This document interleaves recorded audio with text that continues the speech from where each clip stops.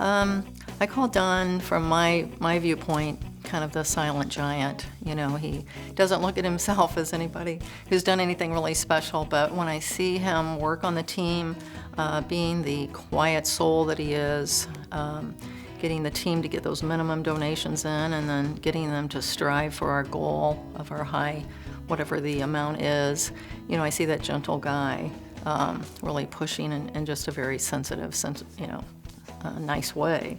Team TWA was very small, and after TWA went out of business, it got smaller.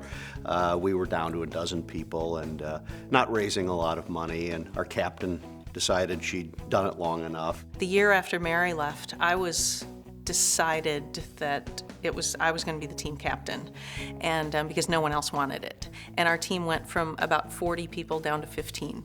So I think it was my fault. So I decided after 1 year being the team captain that it was time for somebody else to take over. We were frankly getting ready to disband, and Don said, well, I'll be the captain and I'll see what we can do with this. And 7 years later, we've got 120 members and we're raising more than $100,000 a year, and it's just really been completely transformed. Don just has a way of making everyone feel included. It doesn't matter if this is your first year riding or your 15th year riding. Everyone is such a good group of people that, you know, we all have different levels of riding. You could be the slowest rider or the fastest, and you're welcome on our team.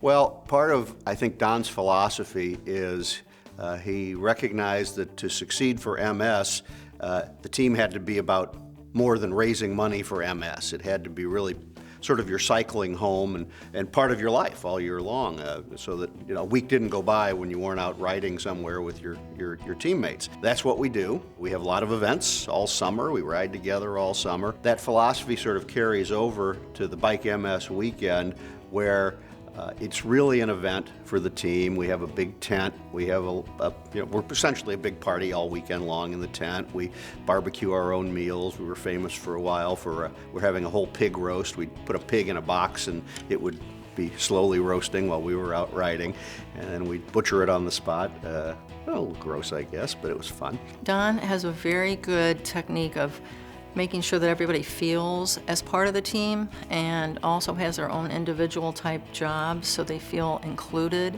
Some ways he does that is he encourages the team to have their own training rides. So if TrailNet or MS is not having one, then sometimes the team members, you know, schedule their own century ride, and he's always very good at communicating so everybody gets the information so they can jump into the ride or not. Don never loses sight of the real reason we're all together, which is to have an impact on the fight against MS and to raise those funds.